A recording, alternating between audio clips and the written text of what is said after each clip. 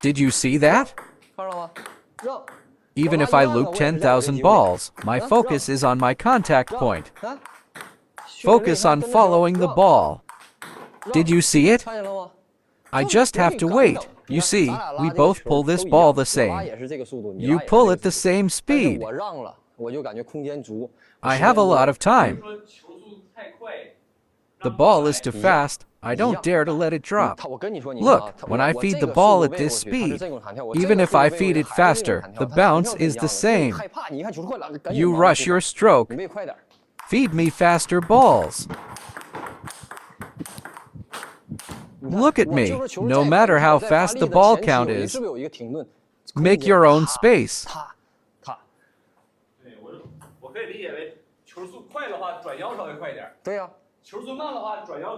If it's fast, you rotate faster. You still rotate, just quicker. The ball is fast. You can do it fast too. Still have to do it. Just do it fast. I slow down to load power. If the ball is fast, I also load faster. But no matter how fast, if you dare to wait to create space, you all have enough space. Your rhythm control will improve. Then you'll find your optimal contact point. Adjust to your best contact point. Look, my best contact point is here. This is where I feel the most power. This is where I can turn the waist.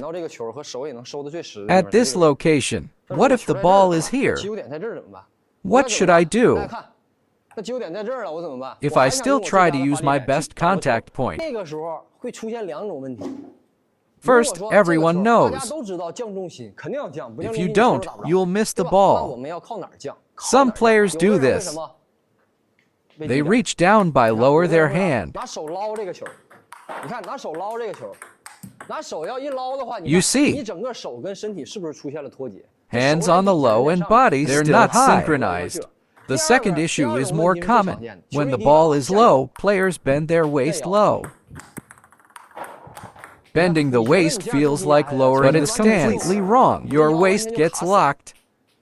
Look, if I bend like this, can I rotate? No, my rotation is limited. See? With this waist position, I can only rotate like this. Not forward.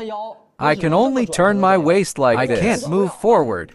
Right? And then you aim for the ball. Then you're forced to tilt your left shoulder down. It became like this. Did you see it? Left shoulder, that's the issue. Got it. So instead, keep your upper body unchanged. Lower your legs. Watch, my upper body stays the same. I bend my knees. Did you see it? See? Now I'm aligned. My best contact point matches the ball. This is why, no matter where the ball is, I can adjust and attack. I anticipate the ball's left or right, high or low, long or short. I know roughly where it'll bounce. I position my best contact point and wait. If the ball is here, I prepare. When it drops, I snap and connect. If the ball is here, I adjust my contact point. I'm not adjusting to the opponent's stroke. I'm adjusting to my own contact point. I'll start here and backswing. I'm not adjusting to the opponent's stroke. I'm adjusting to my own contact point. The ball moves unpredictably, but your contact point is here. Base your movement on that. Create space for your stroke. Pull forward. You're not blindly reacting. You're aligning your best contact point with the ball's path. It's not about predicting every bounce. Just the general area. Small adjustments are fine. You pinpoint where each ball lands. About an area, which is easy to adjust. A little bit forward, this is fine. The problem is when the ball is here, and you're still here, then you're forced to reach, or if you panic and rush forward, go straight ahead and start panicking. If you are afraid, just move forward. You lose all space. Many players struggle with this. Align your best contact point with the ball's path. How? Use your waist. Everyone's optimal power point is similar. Keep your arm still. I can hit this ball just by rotating the waist. Don't move arm. I'll take my waist to turn. Take the waist to turn. This ball is completely turned by the waist. This push is your power point. This is the best point to generate power by the waist. Then release your arm. When the waist engages, the arm snaps naturally. Waist drives, hand grips, arm snaps. This is how to generate power. This kind of stroke produces high quality and control. You stay relaxed. If you just swing your arm, it's a flat motion, no acceleration. A flat swing lacks solid contact. Even if I accelerate, the ball doesn't stay on the racket. It's just a ping-ping sound. The ball flies off, right? I feel like the ball is not stable. No grip, no spin. Without spin, there's no arc means no control. How can we play without creating an arc? It's just hitting, not looping. You might make a looping motion, but it's not generate any spin. For drives, this might work, but for loops, spin is essential. So rotate your waist to find the contact point. Let me demonstrate again. Watch how the waist generates power. I'm not using my arm at all. You see my waist turns. See? This waist rotation is where power comes from. Did you see it? This position. I wonder if you ever saw this before. Ma Long always make this move in his warm-up, right? He always starts by feeling the waist rotation, then release the arm, then the stroke flows naturally, and then on the side of the body, right? Right? He always comes up with his waist rotation. I'm not saying copy his exact motion. Just find where your waist rotation comment from live stream, but Ma Long uses his arm more.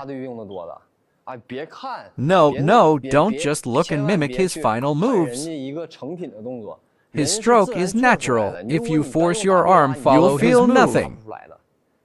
In looping, the arm should feel passive. The arm only comes into play as assistance. It follows the body and when your wrist move, the forearm naturally follows. The wrist leads, the forearm adjusts slightly. Okay, when your wrist moves, your forearm follows. When your forearm moves, the upper arm follows. This is the head of the racket. You have to rely on this to lead. After the body is rotated, rely on the racket head to swing. The racket head will give the swing direction.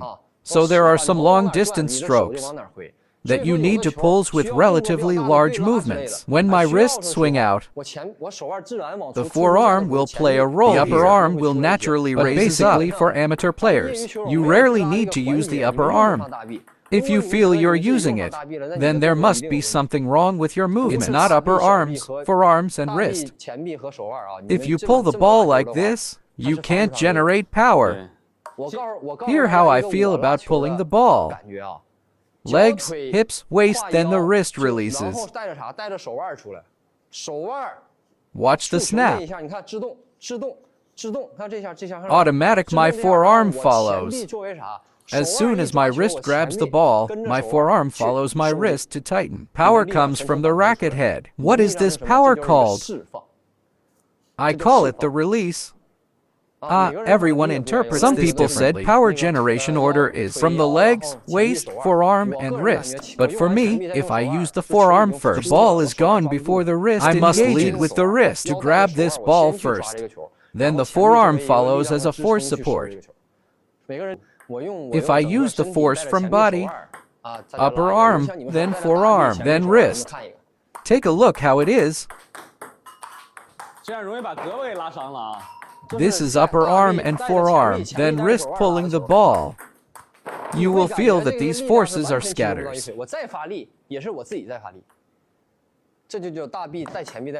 You'll feel very stiff.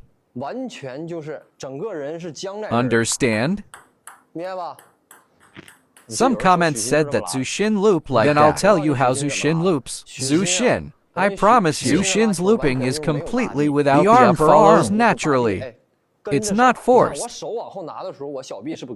His arm serves to support the wrist and fingers. If you have the feeling in the upper arm, then you must not be able to just let the upper arm completely loose. You can't say that I said don't use the upper arm. I said put tension in the upper arm doesn't work. Can you loop the ball? It's just an auxiliary. You swing the arm back. Your forearm moved, naturally moved. The upper arms will follow. Upper arm cannot blocked. It naturally followed. Followed what? For the wrist and finger. Can you understand? Everyone's misunderstanding by look at the surface. I used to be like that. Just mimic surface level movements of others and then came up with wrong principles. Then practice according to that theory. The more you practice, the more wrong in your technique. I once tried to mimic Fang Yinchi's backhand. 10 strokes, but none of them land on the table. It's because of you wrong theory. You don't know the principles behind it. Only when I understand the principles then I know why Fang Yinchi. You can watch the pros' movements. Then try to mimic it, without understand the principle at all. Don't just learn from people movements. Don't copy the motions without understanding. And I defined myself. I can't loop the ball with upper arm, forearm, and wrist. If my body moves naturally, my wrist. Look at my wrist. I throw my wrist out first. Look at how it works. I threw out of my wrist. Then after grabbing the ball with the wrist, I use forearm as a support. If I throw the forearm first, then wrist later.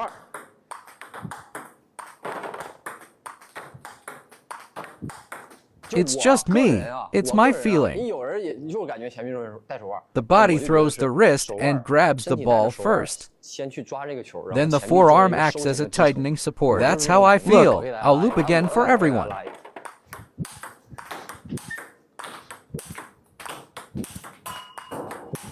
Look, my forearm is moving. My upper arm might be slightly tense, but I feel absolutely nothing in my upper arm. When does my forearm generate only power? At the moment my wrist during racket rotation, my forearm naturally because if I only use wrist for the loop, it becomes unstable. That's why my forearm must as a support. I support my wrist to complete the full racket acceleration. The final tightening improves loop stability, making the loop more consistent. Try to feel your whole body driving the wrist through the stroke. The forearm serves the wrist. That's brilliantly explained. Really well everyone said. Interprets everyone has their own understanding. You should experiment it too. Test whether forearm leads wrist or a wrist leads forearm. You can try both. Which one is more comfortable? I personally think you want to talk about sudden braking, sudden power bursts, and efficiency. I personally feel body driving wrist creates more whip action, gives better whipping sensation because if you use your forearm to lead, it'll release the power. Then the wrist, it just won't snap properly. Everyone understands it differently. I can't say I'm definitely right. That's how I loop. I personally feel my forehand. In terms of quality and understanding of each technical my forehand has no real weaknesses. If we're just talking about a single forehand technique, I'd say my forehand is actually pretty solid.